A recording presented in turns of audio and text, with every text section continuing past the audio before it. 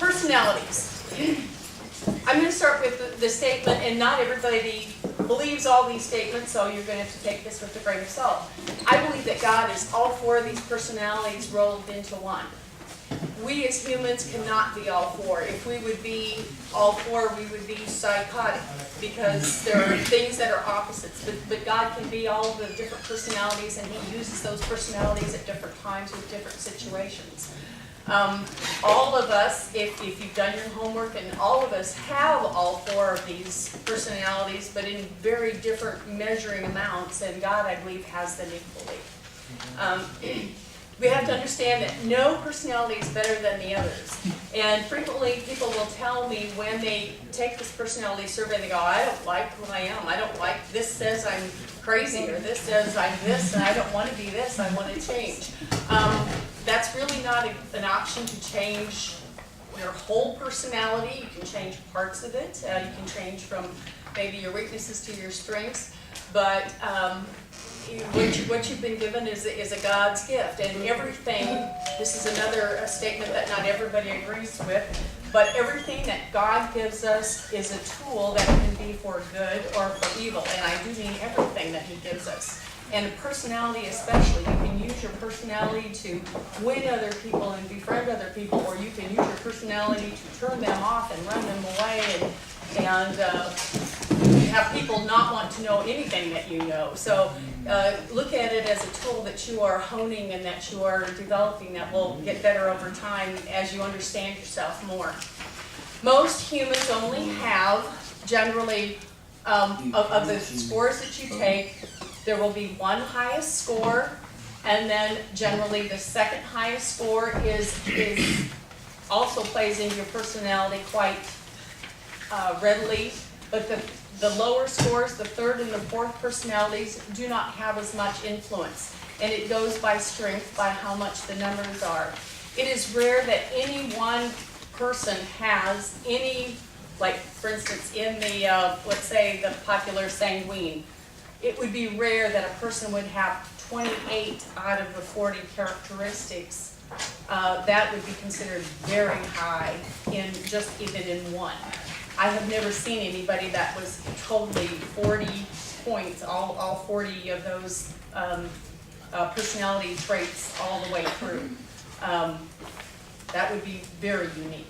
So if you have above 20 in any one of them, consider that quite a strong personality, especially for your top one to be. Let's consider that personality is just one of the building blocks of who you are. All things figure into it, like, so your personality would be one thing, your genetics, obviously. What you have gotten through genetically from your parents. Your health is a big determinant in how your personality plays out, if you have poor health or good health.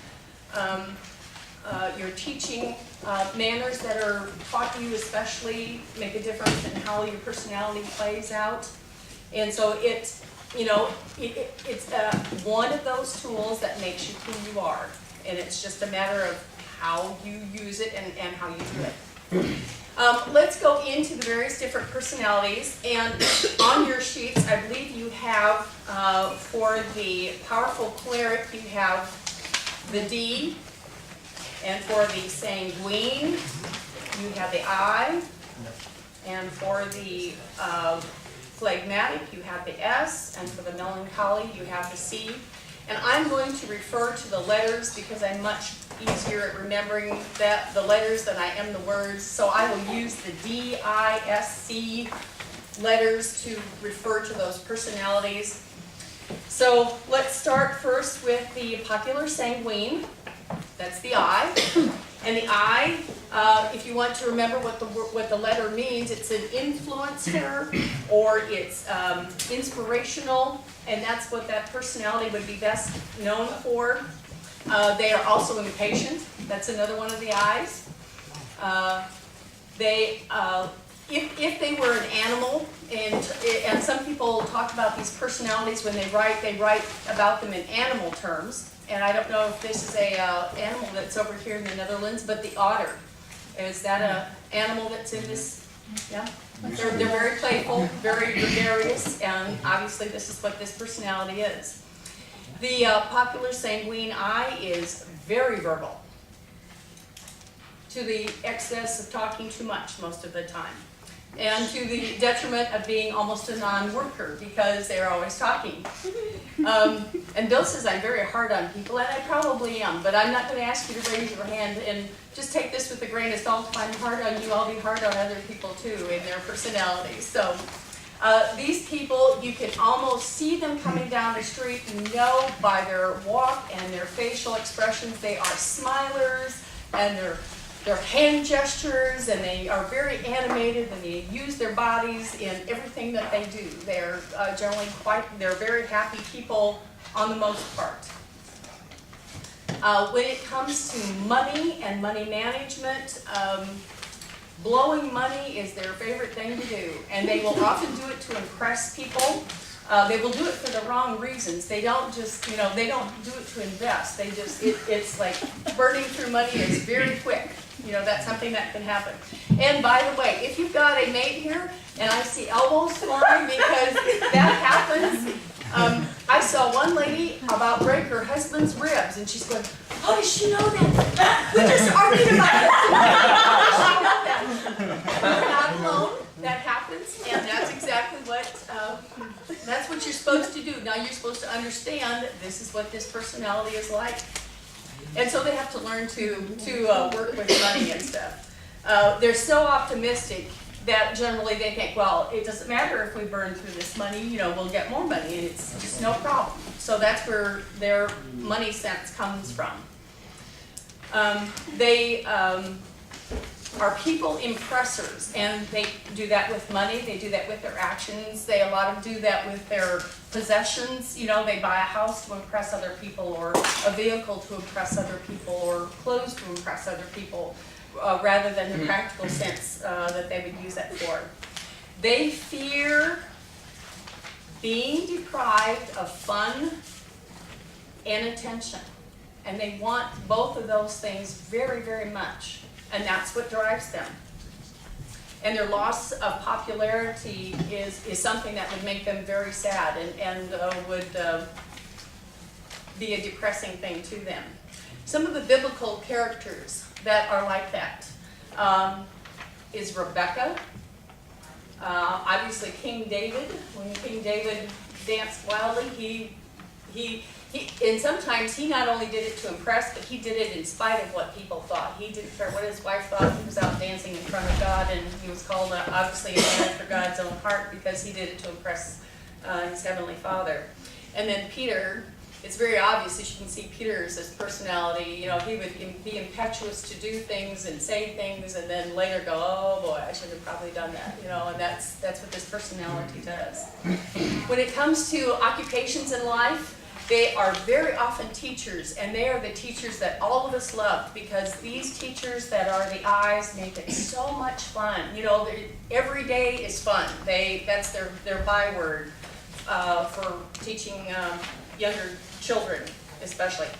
Performers. If you go on a stage, and it doesn't matter if it's a musical stage or a acting stage, or even if it is a podium for preaching, very often this personality goes to that job. Salesman. If you are not an I and you try to be a salesman, it's probably hard to make that living, because you have to be that gregarious personality to get to know people and to make them feel warm and to make them want to spend their money, and their impetuous nature to encourage people to spend their money impetuously is all the more that works for them in being a salesman. With every, they list the strengths and the weaknesses here. Now realize that not every strength is good and not every weakness is bad. It's just how you use it and to what degree and in what situation and stuff. But we will go through some of the weaknesses also. For the sanguine, because they are undisciplined, often we see that with money. But it is not uncommon to see this in this personality that they have extramarital affairs, because that is also an easy thing for them to do. They, they do it impetuously, and sexual escapades are something that comes quite naturally to them. They're unpredictable, so they're not consistent. You can see how this plays out as a mate, and you want, generally the other mate is oftentimes an opposite of them, and they're looking for consistency in this person, and that they just want it to be fun, and so they decide on the spur of the moment what to do, and the other person has no clue what's going on, okay? As a parent, often they are too permissive, and they want to be their children's friend versus being able to make the hard decisions and to discipline their children. If they don't discipline themselves, it's rare that they would discipline their children either.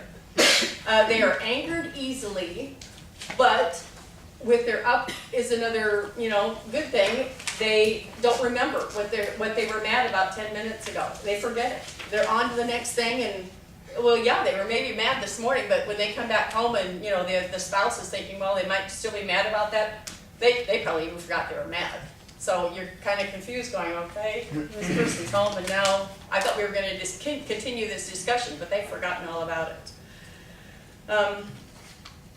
They are very talkative, but also often they do not listen well.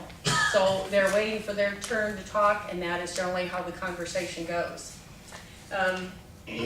They love to put themselves up to public scrutiny. So a lot of times they will go into politics or things that are, they will be the head of a committee or something like that, and they don't mind that kind of scrutiny, even though they may not think ahead what kind of problems that's going to cause for them in their life, but they don't mind doing that. Okay, that's that personality. Now on to the D, the powerful choleric. So a D, word that you would associate with this personality is determined. And if you are a high D, I mean determined off the deep end. These people will move heaven and hell to get done what they want done, because it is you are going to do it my way or it is the highway. That is the D personality. If this person is called an animal name, you would call them the lion. That's very well. This personality is also very verbal. They are generally use their words more succinctly. They aren't as verbose. And I would use many words. This one would use a lot of words. This one would use fewer words, but with more power behind them. They would be very to the point and very forceful. They would not talk around the subject. They hit the subject on the head and hit it once or twice, and if you don't get it, they're going on. They're not going to go back and re-explain it to you. They are very determined. They are task-oriented in that their tasks have to be done right now. They love to delegate. So in the fact that they're task-oriented, often they don't want to do the task. They want to tell you to do the task, but they want you to do it right now, and they want you to do it perfectly because they don't want to have to explain it to you again. They probably explained it to you once, and you should know what to do with it. You shouldn't have to hear it another time. They are also very stern-faced. If you saw them walking down the street, how they would look is they walk with purpose. They look straight ahead, and their mind is generally someplace else. They're thinking of very lofty things, what they're going to do tomorrow, and the great things that they're going to do in their life, and they don't necessarily notice other people around them as much. These people have a type A stress, and by type A stress, I mean, they have a high stress level in their bodies at all times, and generally they have the diseases from these stress levels. They have heart disease, they have high blood pressure. It's not uncommon for them to get those types of things. And if they are a very high D personality, when it comes to money, they are ones that they want to have the excitement of spending a lot of money and investing a lot of money, but it's not frivolous, it's with a purpose. They are not frivolous in any way, but it's very purposeful how they do this. But even as a young executive, let's say in a business, yes, okay, let's spend $1 million on this, you know, and most of us would just choke. You're going to spend how much on what, you know, but they love big numbers and the power behind them. They fear being out of control, and in any area of their life. They aren't super micromanagers, but they still want to know that what they have done has control and that they are working towards a goal. Especially, they're very goal-oriented people. In the Bible, the person that most exemplifies this, and I just think he's classic, is Paul, Apostle Paul. He is to the point, and he doesn't mince words, and he's, you know, he doesn't really care if it hurts your feelings. He just tells you like it is, and that's very much that personality. Solomon is also one of them, and also Sarah, of Sarah and Abraham. The jobs that they do are executives of big businesses, generals of armies, you know, anything that's, you know, principals of schools, the headmasters of schools, anything that has control, they are willing to go for that. They do not want to do the menial jobs. They want to be in control and up high. The challenge with a person that has a very high number in this personality is that they end up being so bossy, so unsympathetic with people, that they end up not having friends, and their family doesn't really love them. And they have an awful time dealing with, you know, how to do this. They don't have the warmth of personality to bring in their family and to have empathy and to deal with other people. So they end up quite alone people in their life. People either fear or hate them, but don't love them.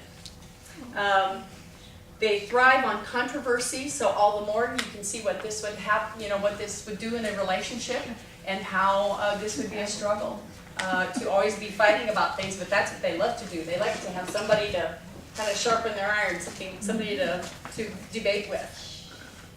Okay, I'm not sure about this, but I would say both Hitler and Napoleon were probably this personality, just because of what they tried to accomplish in their life. And you see that they were very successful. Not all these are as successful as they were, even though success, I'm not putting a moral judgment on that, but that's what they told their mind they wanted to do, and that's what they did.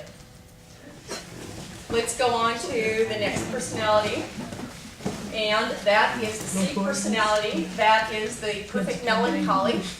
And for the C letter, how you would remember what that is, a C is they like control, or to be in control, and this is a different kind of control than the D personality. This is the kind of the micromanagement control type when I say that they like control. And so often they're critical, or they judge life critically, and they judge other people critically. If this person was a animal, the animal we would say is beaver. Is that one we have here in the Netherlands? Is a beaver? Yeah. They're very busy. They're very detail oriented. And have you ever seen a beaver dam? How they build a very unique, you know, piece by piece, and it holds millions of tons of water, and they are able to do that and build it. And you go, he didn't have a crane, he didn't have a bulldozer, and this beaver can do that, and he gets it done. But because they pay attention to the details, they are very task-oriented. They are not people-oriented in any sense. In fact, they don't really play well with other people on most things. You know, they tend, that's a weakness they have if they're a very high number in that personality. They are workers though, but they like to work alone. They don't really like to work with other people, especially if the other people have any ineptness about them. These people, if they're a high number in this personality, would seldom smile. They would have this kind of this pensive look, you know, and they would be thinking of their own things, but the world around them is not of terribly great interest to them. And they would not walk so determined like a D personality. They would more be tentative, and they'd be thinking hard, and they're more scattered in their thoughts than a D. They are less purposeful, but still they get a lot done because they think so hard about things. With money, often they hoard money or they pay no attention to it. So they're kind of like on both ends of this. They either pay too much attention to it or they pay no attention to it. And they seldom, with the high number, come to the middle and go, okay, money is a tool and we have to use it as a tool, and it's not to be either hoarded or just ignored. Often in their health things, especially with young women with this, it is quite common that I have seen that these young women that are high Cs, that they would have anorexia or bulimia. Seldom are these people fat. That's just not in their personality. They would want to control that part of their life, to eat so that they would not be overweight, and they might be very critical of other people who do those types of things. Of the biblical people, the prophets. Think about all the prophets. They were very kind of pessimistic in their outlook, and they didn't, they weren't really people. They just had to say what they said, but they didn't say it with great, as much forcefulness as as like Paul did. But they got their point across, and then they went off by themselves to live in their own misery, which is that's what those prophets were like. And they say that Aaron and Moses also, I don't see that as much, but obviously when Moses was putting together the temple, I can see that being very much that personality, because they had to pay attention to the very details, and Aaron had to be very detailed to be the priest in that temple. And then also Queen Esther. If they're, what they do in life, the scientists of this world, the accountants, brain surgeons, often artists, painters, and I mean painters of great renown, the Da Vinci's, the Van Goghs, and those type, and the geniuses of this world, the Albert Einsteins, those type of people are this personality. So don't get down on yourself for being this person, because they have generally great inherent genius in them, but they are kind of people that are to themselves and have a hard time necessarily explaining themselves to the world. In their weaknesses, they are often resentful because they have rules, and their rules are not really told to anybody. They're not spoken, they're not written down, though they might be, as Nils would say, they might be rules of grammar, right? They have rules, and they know the rules, and they think other people should follow those rules, and they aren't going to tell you what they are, but they will criticize you for not doing what they think is the rule or the law about this certain situation in their life. They become bitter when other people don't follow those rules that they have for themselves, and as I said, they don't always work well with others unless they work very hard to do that. They especially don't like to work with other people who don't obey the rules, and you can imagine that an I would care less about the rules. And a D almost thinks that the rules are there to be broken. So they would struggle working with both of those personalities. Okay? These people do not necessarily like to put themselves up to public ridicule as the D's and the I's did. These people would prefer, they want to be known, but they don't like to take the criticism that goes with it. That would be a depressing thing to them. They want to hear maybe the good things, but don't tell them the bad things about themselves. All right. Let's go on to the S. Okay? The S is the stable person, steady, serene. That's another name for them. If they were an animal, they would be called a golden retriever dog. That's because they're like man's best friend and would stand there and they would take abuse, but they would be man's best friend. So that's why they're called them. This group is also very, very much less verbal. They're willing to listen to other people talk, but they just don't get around to telling you much about themselves unless you ask. It's, they're behind the scenes, and they don't want to be out in front. These are generally also non-worker people, unless something else drives them, because they're just, life is kind of what comes, whatever comes what may. And so you don't have to be hard driven to get anything accomplished, so a lot of times they don't like to work either. They're very much the people that, I have this vision of an older lady sitting, a very overweight older lady sitting in a chair with a dog in her lap and somebody catering to her, and that's the picture I have of this personality, which is, I'm not saying that's a good one, but that's what I picture that as, that person. They do work well in a group because they'll take orders and they'll go carry out other people's orders pretty well. When they walk down the street, generally, they're just kind of floating and not thinking about anything. They aren't driven, they aren't centered, they aren't, thinking deep thoughts. They're just kind of blank. And they're kind of happy, they're smiling and they aren't sad, but they just aren't anything. They're just kind of, if they were to be a note in a song, the whole song would be just a C note. It wouldn't change notes very much because their lives are pretty stable. Kind of boring sometimes, very boring. When it comes to money, they're generally very safe with money. Very safe. Sometimes to the point of hoarding also. When it comes to biblical characters, Abraham more, I see how the reason they say he is that personality because he was willing to do what God said, go wherever God said, and they also that he was willing to lie twice about his wife being his sister because he didn't want to get in trouble, and S's don't like being in trouble, and lying comes very easy to them, and so they will try to bail themselves out by getting themselves in deeper water, really, by telling a lie. Martha also was an S, and she was because she was head of this household and she wanted other people to live up to her standards of what she was doing. If she was busy, she wanted somebody else to be busy with her, and she wanted Mary to be busy also working in the house and serving Jesus, and Jesus said, no, Mary can sit at my feet, and that's okay. So he called Martha on that.